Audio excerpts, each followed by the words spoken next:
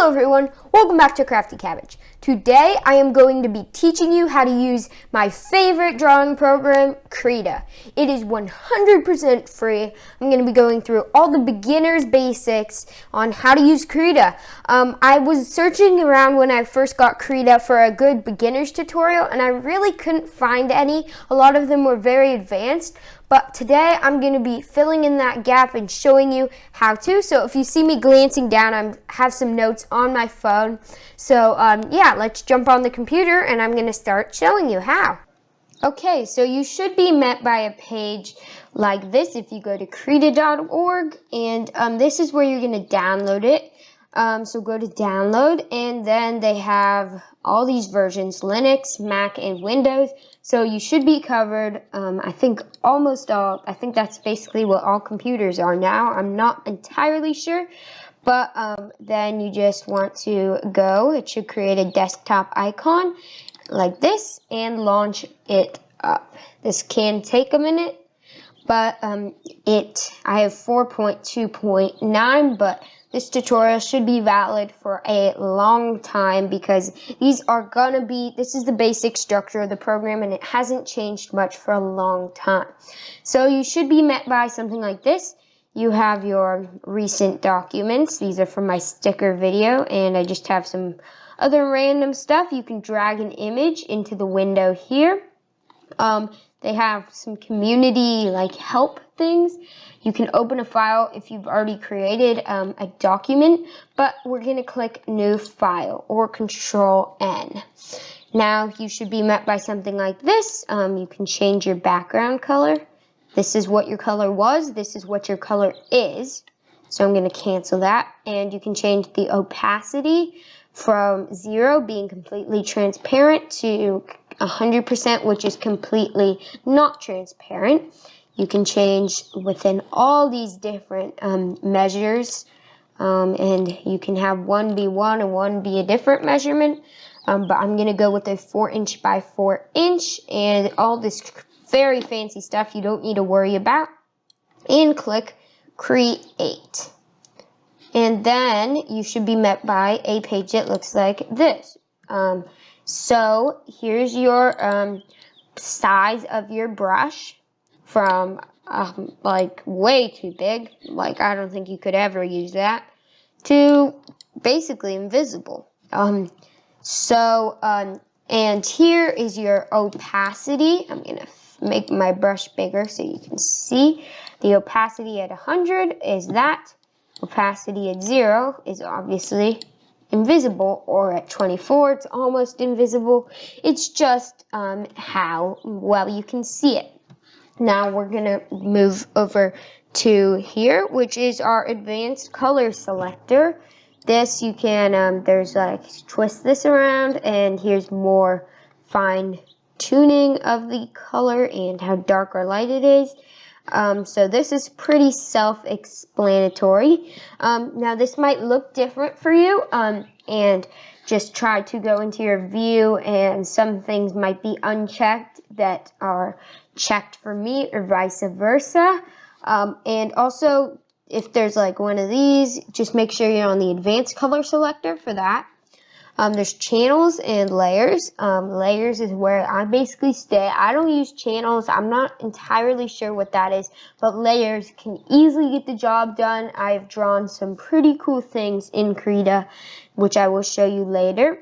So basically, to create a new layer, you hit this plus button here, and as you see, that created a layer. Here you can duplicate the layer, move the layer up or down. And this I don't really use. I'm not entirely sure, but you don't really need to use that. Let's see, why is it doing that?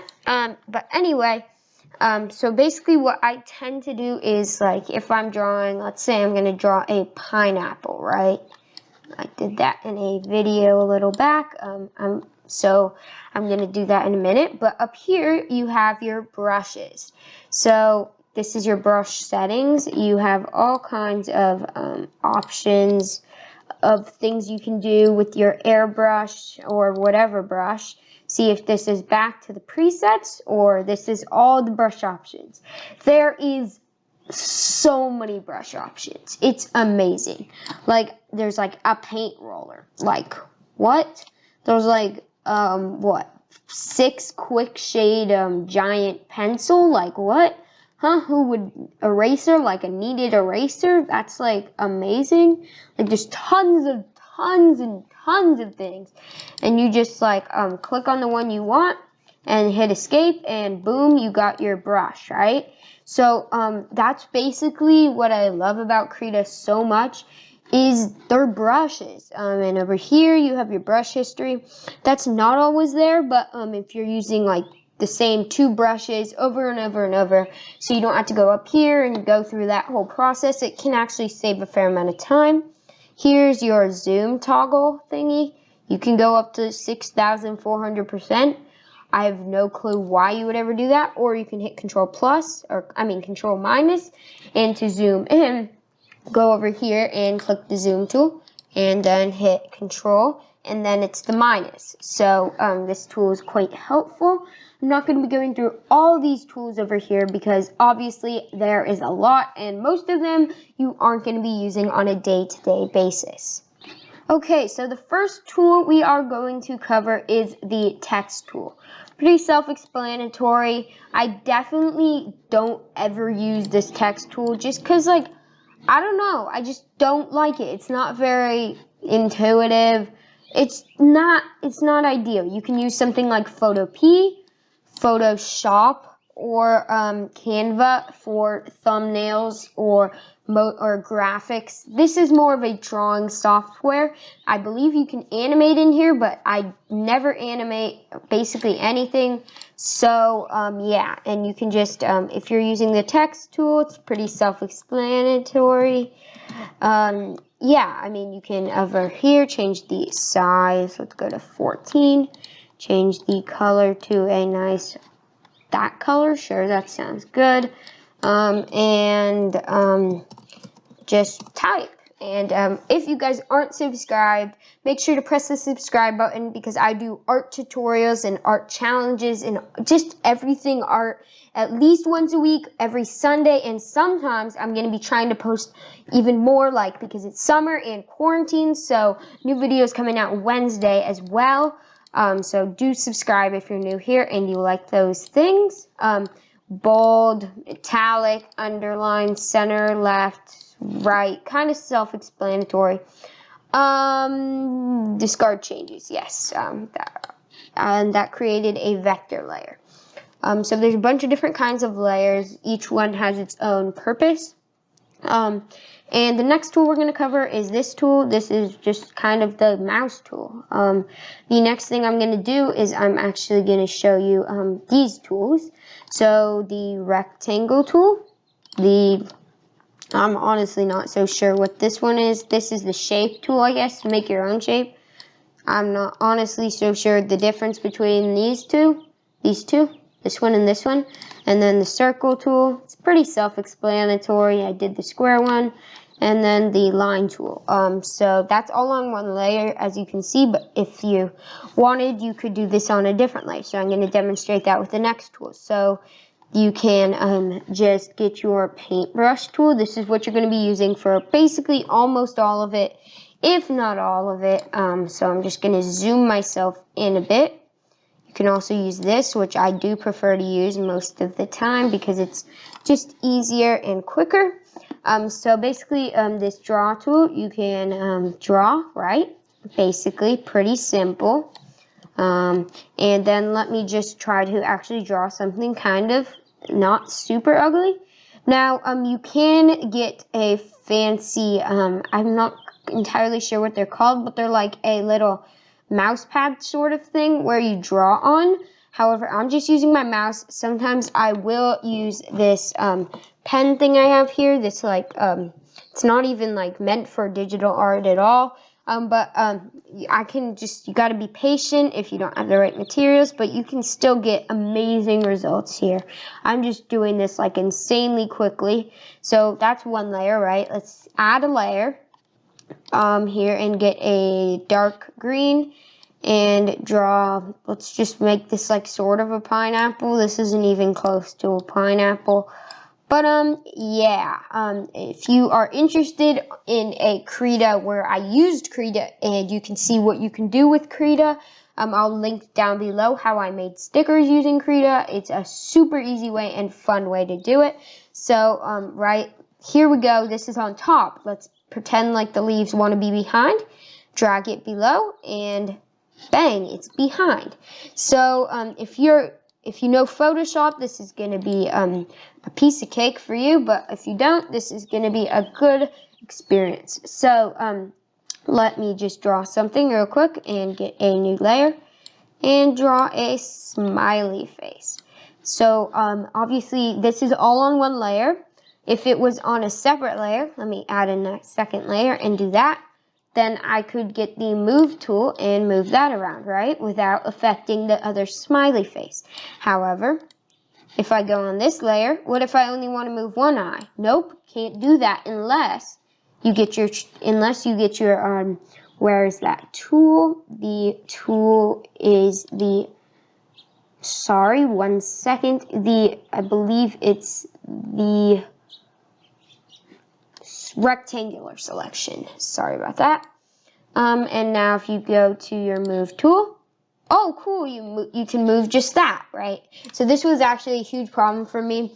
I drew a whole huge drawing basically, and I forgot to make a new layer, and I basically ruined the whole thing. But I figured this part out, so that is hugely helpful. And then go to select, deselect, and then reselect. Obviously reselects the selection. Invert selection, and select all. Invert is basically where it does the selection opposite. So if I selected this box, the inside of this box, it would select the outside of this box.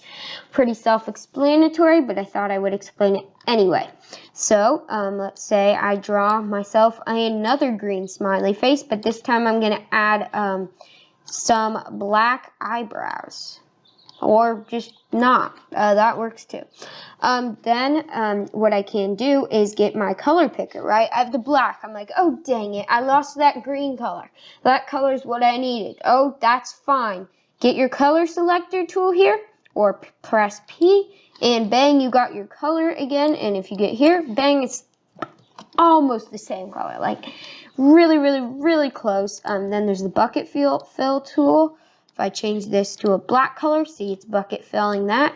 But if I go here to a red color, let's go to red, bucket fills, and then the backdrop. Sometimes, as you see, it still has the outline. You just got to click again a couple of times, and then it should work. So, yeah, now we're going to move on to some other tools. The next one is going to be on our right-hand side, which is the lock tool. This is insanely helpful to prevent yourself from drawing on this layer. So you can't, and it says layer is locked. So that really helps if you're doing very complex drawings. This over here locks the opacity. This I don't honestly use at all, so not quite sure. But another great tip is to get your color. Let me go here, sorry. I messed this up. I go like that, right? But I want this to, actually I'm going to get my bucket fill tool and just fill in this whole thing. So if I'm like, oh shoot, I don't want this to be I want it to be like an overlay or mask. Just turn down the opacity for the layer and you're good to go. Like if you forgot to do the opacity over here. And Control Z is always a good way to escape problems like that. So just a couple more tips I'm going to share. So one of them is these two tools, pretty similar. Let's say I'm just going to draw a smiley face just to show that this isn't just coming. The curves tool, this Bezier curves tool. And then you can just go like this, and if you hold here, then you can do different interesting curves. This is pretty advanced, but I definitely would use this because it's very helpful to get accurate shapes and bang. So make sure you change the size. Obviously, if you do change the size, it's going to be of the size of your size, if that makes sense. It's kind of strange, but yes, that is what it is. Then over here, the next tool I am going to cover is the crop tool. Pretty self-explanatory. You can just crop it and then hit enter, and then your whole document is cropped.